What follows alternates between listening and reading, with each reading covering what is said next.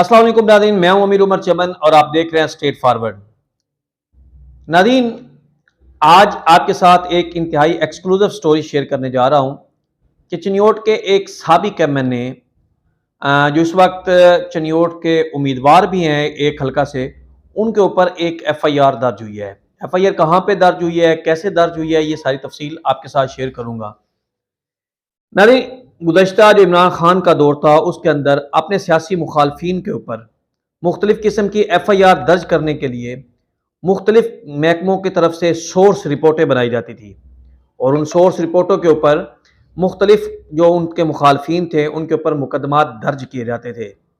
ऐसी ही सूरत हाल जो उस वक्त का उनका बनाया हुआ कानून, उनकी बनाई हुई बातें जो थी उसके ऊपर अमल करते हुए इस वक्त महकमा एंटी करप्शन, जिसने इमरान खान के दौर के अंदर बहुत ज़्यादा वर्क किया और न सिर्फ सरकारी ज़मीनें वागुजार करवाई बल्कि मुख्तलिफ ऑफिसर्स के खिलाफ भी कार्रवाइयाँ की। इस दफ़ा भी चनियोट के अंदर महकमा एंटी करप्शन को एक जो है सोर्स रिपोर्ट मौसूल हुई कि एक फलां एमएनए जो है उस एमएनए के ऊपर जो है वो मुख्तलिफ ठेकेजात में लोगों के साथ मिली भगत करके ठेकेदार में उसने करोड़ों रुपए कमाए। महकमा एंटी करप्शन को 24 नवंबर 2013 को मौसूल होने वाली उस सोर्स रिपोर्ट के मुताबिक उन्होंने अपनी कार्रवाई शुरू कर दी और महकमा एंटी करप्शन के असिस्टेंट सब इंस्पेक्टर गुलाम अब्बास जो थे उन्होंने इस इंक्वायरी के ऊपर कार्रवाई करते हुए मुकदमा भी दर्ज कर लिया।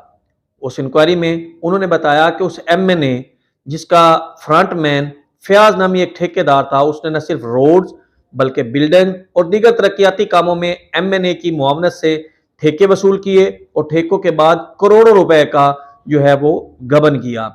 अब उस करोड़ों रुपए के गबन के अंदर यह भी एफआईआर के अंदर बताया गया कि जो रिपोर्ट सोर्स रिपोर्ट मौसूल हुई उसके ऊपर इंक्वायरी की गई तो उसके अंदर यह भी देखा गया कि जो भी काम उनको मिलते थे, वर्क आर्डर मिलते थे, जब मौके पे जाके चेक किया गया तो वर्क आर्डर जो थे वो उसके बरक्स थे।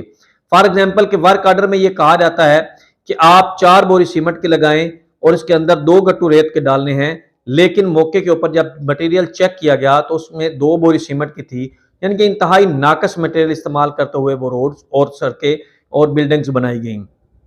सोर्स रिपोर्ट के बाद एक एफआईआर दर्ज हो गई। एफआईआर जो है वो साबिक एमएनए के ऊपर हुई। अब जो है उसके ऊपर मुकम्मल इंक्वायरी भी चल रही है और तफ्तीश का अमल भी शुरू हो चुका है।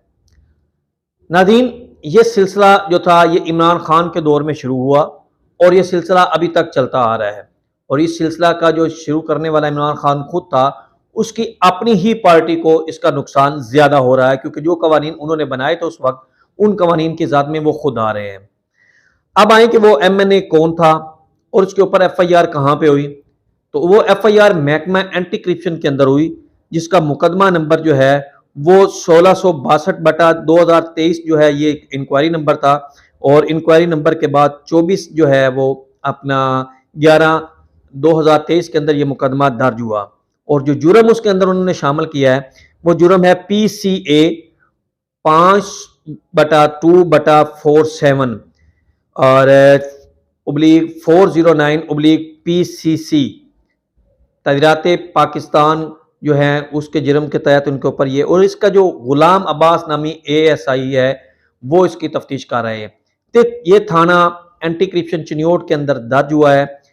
नादीन, ये मुकदमा जो दर्ज हुआ है ये हल्का NA93 जो है उसके अंदर जो एमएनए साबिक थे मार गुलाम मोहम्मद लाली उनके ऊपर दर्ज किया गया है और इस मुकदमे के अंदर जो बातें जो कुछ लिखा गया वो मैंने आपके साथ शेयर किया। अब जो 2013 के अंदर गुलाम मोहम्मद लाली साहब जो थे वो पाकिस्तान मुस्लिम लीग नून के उम्मीदवार थे और वो कामयाब हुए। इसी तरह 2018 के अंदर वो जो है पाकिस्तान तहरीक इंसाफ के उम्मीदवार थे और कामयाब बारी अक्सरियत के साथ कामयाब हुए हैं और इस दफ़ा उन्होंने आज़ाद हैसियत से कागजात नामजदगी जमा कराई है। फिल वक्त वो किसी भी जमात के साथ उनका ताल्लुक नहीं है, ना उन्होंने किसी जगह पे अपनी जमात का ताल्लुक शो किया है, बल्कि आखिरी दफ़ा जब उनसे सवाल किया गया कि आप किस जमात की तरफ से इलेक्शन में हिस्सा लेंगे तो उनका यही मौक़िफ़ था कि हम जो अपना इलेक्शन में इस दफ़ा हिस्सा ले रहे हैं ये किसी भी जमात की तरफ से नहीं बल्कि ये इलेक्शन में हम आज़ाद हैसियत से हिस्सा ले रहे हैं। शहरियों ने और ख़ुद जब हमारी उन्होंने कहा कि मुकदमा बेबुनियाद है, ऐसी कोई बात नहीं है। ताहम तफ्तीश के बाद इसके जो भी मराइल हैं, जो भी कुछ है वो सामने आएगा।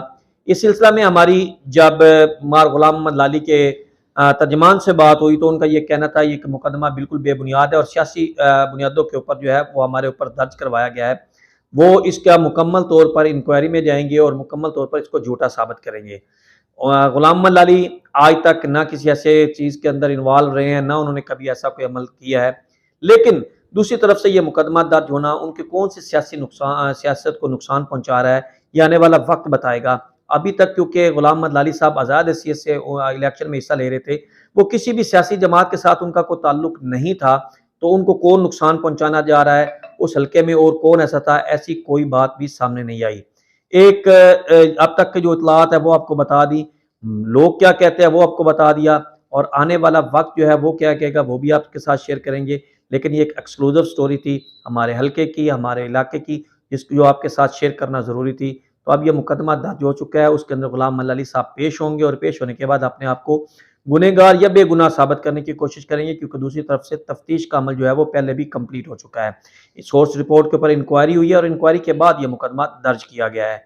एक नई वीडियो के साथ दोबारा हाजिर होंगे, लेकिन इस एक और बात ये बता दूं कि इसके अंदर जो ठेकेदार है उसका नाम फयाज बताया जा रहा है, जो उनका फ्रंट मैन था और उसने उनके साथ मिलकर करोड़ों रुपए का गबन किया है। एक नई वीडियो के साथ दोबारा हाजिर होंगे। इजाजत दीजिए, अल्लाह हाफिज। कल आपको एक नया ब्लॉग में एक नई बात आपको बताएंगे कि चनियोट के कुछ जो सियासी शख्सियात हैं वो कैसे किनारा कशी मुख्तलिफ जमातों से इख्तियार कर रहे हैं, अंडरग्राउंड की क्या मीटिंगें हो रही हैं। गाय बगाए आपको पूरी सियासी सूरत हाल से आगाह करते रहेंगे। एक नई वीडियो के साथ दोबारा हाजिर होंगे। इजाज़त दीजिए। हमारा यूट्यूब चैनल लाजमी सब्सक्राइब करें और हमारा फेसबुक पेज जो है उसको लाजमी फॉलो करें, ताकि हमारी हर आने वाली वीडियो आप तक पहुँच रहे। अल्लाह हाफिज़।